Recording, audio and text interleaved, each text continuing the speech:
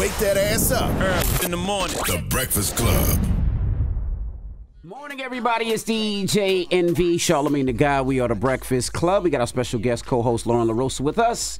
And let's get in some front page news.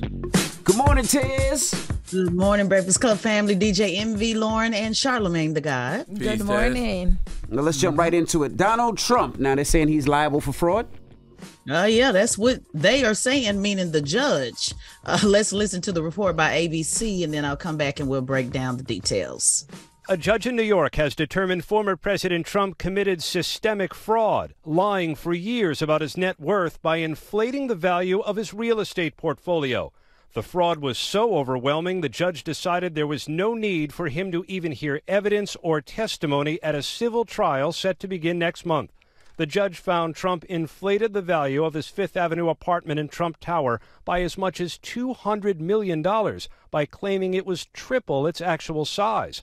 Trump said Mar-a-Lago was worth up to $600 million when the judge said the Palm Beach estate's assessed value was no more than $27 million. The judge agreeing with New York Attorney General Letitia James, Trump overstated his net worth by as much as $2.2 billion, duping banks, insurance companies, and other business partners into giving Trump, his eldest sons, and their family real estate business better terms than deserved. Damn. That's insane. Yeah, I didn't know stuff like that was up to Trump. The judge, yeah, I didn't know he didn't have to go to trial. I thought, I didn't know stuff like that was up to the person who owns the property. I thought, don't they got to have people come out and you got appraisals. appraisal. Yeah, but I mean, go ahead, Tess. Yeah, apparently, it looked like there might even be some conspiracy going on because, again, somebody has to do the appraisal, but he was able to get it appraised for more, and that's the whole thing, the whole fraud piece. So, yeah. So we forgot about this civil case. A lot of folks keep talking about, remember, there's still 4 indictments, the January 6th, the Georgia election, the classified documents, the hush money, and then this is the civil case. I'm very confused for 2 reasons. One, I didn't know I thought that everybody had a fair trial or a chance at a fair trial because the judge says we ain't even going to trial. I've never heard that before. This is a civil case. So a judge, so this was a civil case. Even a civil case that you don't have to go to trial? Yeah, if the evidence was so overwhelming that it wasn't any point of the trial. So with the trial, so what's going to happen on Monday or next week, if you will, they will decide what the fee will be. So they're asking for $250 million. So the trial technically, which really won't be a trial, it will just be determined the penalties. In addition to that, the judge ordered that his business licenses basically be rescinded as punishment, making it difficult or almost impossible for him to do business in New York. They also want to continue to monitor the Trump organization's operations, which may cause him to sell some of his buildings. And of course, his attorneys have said they will appeal. So yeah, civil is different than criminal. But you've seen judges even make decisions in criminal cases as well. So that's insane. It's not unheard of.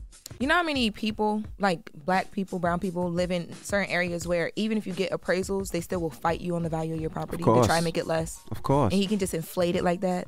Yeah, I wish I had that privilege. That's why it's so interesting because, once again, I didn't know you as a property owner could do your own appraisals. I thought, there was a lot of checks and balances that go with that. Well, anytime I've ever purchased or sold a home, like the bank orders an appraisal. Mm-hmm. It's not, they don't listen to what I say. I can't, you have appraisal comes out that you don't know that usually the bank picks because the bank calls and orders the appraisal. It's their people that come in there and assess the crib and assess the valuation and the properties next door and what recently sold and the size of your house and what's in it. And that's how they usually get the appraisal.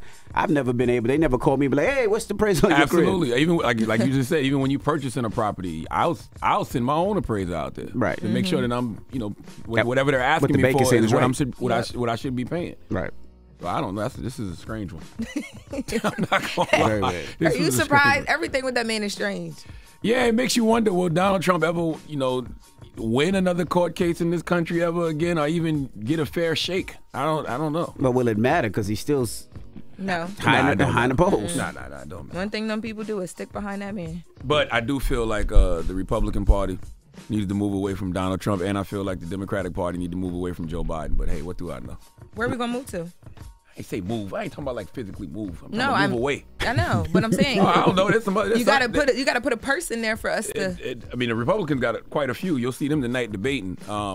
Democrats bench is weak, but And just to bring you, just a little bit of clarity, his ruling, which comes in the phase of a case known as a summary judgment, resolves the key claim in this case. So this was decided to be a non-jury trial that starts on next week as well, just to determine how much he could possibly owe in penalties. So it was set up that way. All right. Which can happen in a civil case. All right. Well, that is front page news. Get it off your chest. 800-585-1051. If you need to vent, phone lines are wide open again.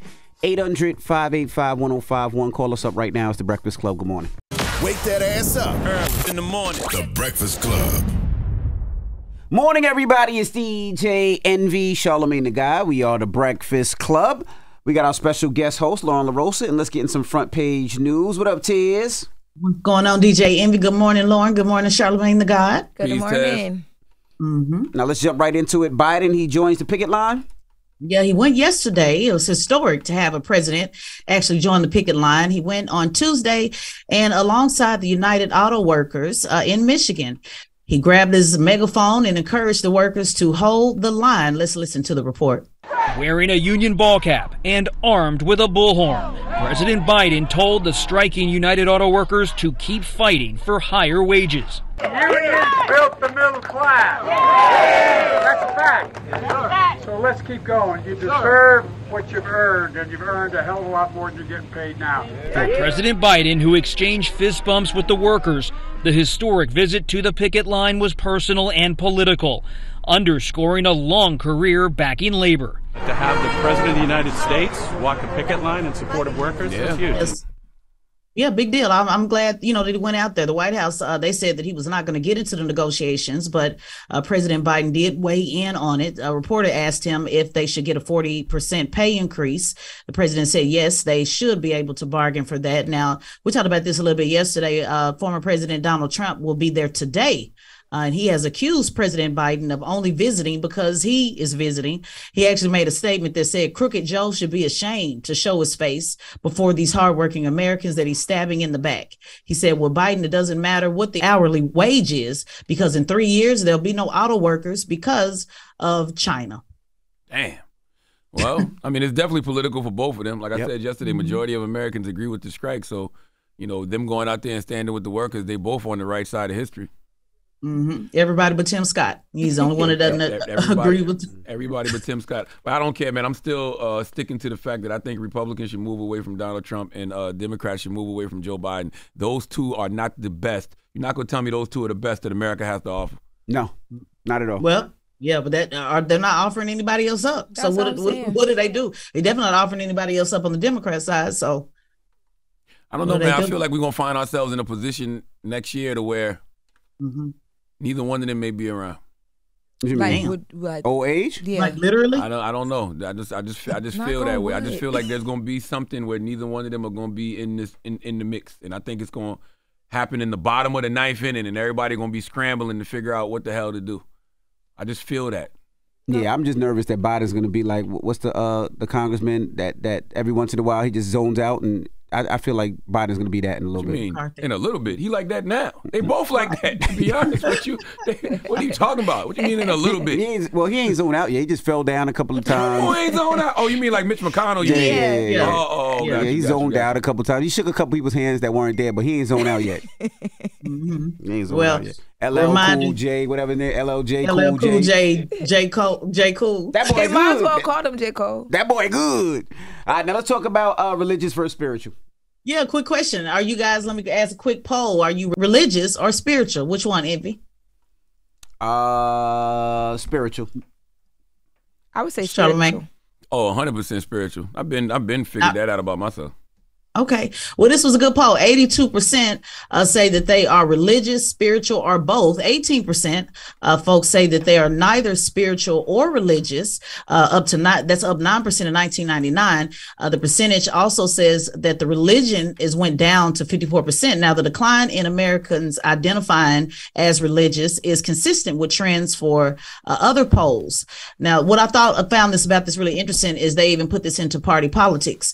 They said that among the party minority group, 61% of Republicans are most likely to identify with religion, which is where you get a lot of those strict things like abortion or marriage, against same-sex marriage, while 28% say that they are spiritual. More independents say that they're religious than spiritual. And Democrats say they are equally about spiritual 41% and religious 37%. So interesting poll that I found. Just kind of want to see where you guys, landed on that. So the bottom line is the religion is going down and being spiritual is going up. What are you, Lauren? Religious or spiritual? I would say I'm in the middle because I just looked it up. At first I said spiritual, but I feel like I'm a little bit of both of them. Mm-hmm. Yeah, I grew up very religious because my grandmother was a Baptist and my mother's a Jehovah's Witness. And then, my father studied Islam. But I think as I got older, I just grew more spiritual because I wasn't tied to any one religious practice. See, I'm tied to certain religious practices for the same reasons of like my upbringing. But there's certain stuff that I was taught with my upbringing that now I'll be like, question really a little bit. Yeah, I'm like, I don't know if I believe that, or even if I believe it, I'm not living by that. Yeah.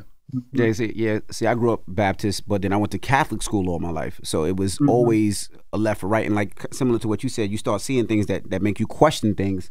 They say, you know what, I'm going to take a couple of steps back and I'll have my own relationship. I mean, even questioning the Bible. Like, when they tell you things like Adam was the first man, Eve was the first woman, then they had Cain and Abel. Cain killed Abel, but then Cain went off and found a wife. How? See, it like just hearing you question the Bible, I'm like, oh, my grandma's going to call me and give me an ear. Yeah. You saw how quiet I got. Just asking questions. I just want to know how. If there's only 4 people on the planet. But then if you ask questions, they get upset with you asking questions. That's right. Because I think people have blind faith in things, and then when it comes to the Bible, that blind faith like disappears. It's like, why not just and everybody make excuses. Like Deuteronomy 14:8 tell you don't touch the flesh of a dead pig, nonetheless eat it. Y'all niggas love pork. Chitlins, that's the only pork I do. That's the only pork I do. Bacon's amazing. Oh, I do bacon a little bit. I love bacon. But chitlins is like, I don't want to hear nothing about it. You can't talk me out of that. Chitlins? You like chitlins? I love chitlins.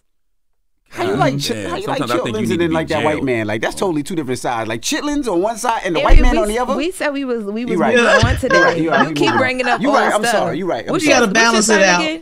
I'm a Virgo. Oh, okay, yeah, because you just keep holding on. I'm sorry. You're right. I'm sorry.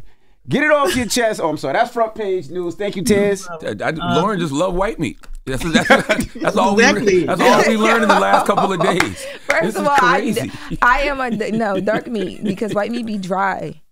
You just said you love chitlins.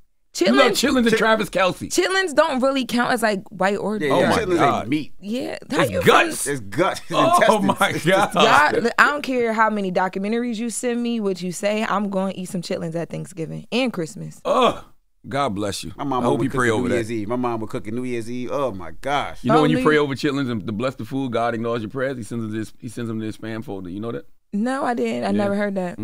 Well, thank you, Tez. Absolutely. And make sure you subscribe to Tezlyn Figaro's podcast, the Straight Shot No Chaser podcast on the Black Effect iHeartRadio podcast network, and follow at Tezlyn Figaro on all social media platforms. All right. Now, when we come back, Kerry Washington will be joining us. She has a new book, Thicker Than Water, and we're going to kick it with her when we come back. It's The Breakfast Club. Good morning. Wake that ass up early in the morning. The Breakfast Club.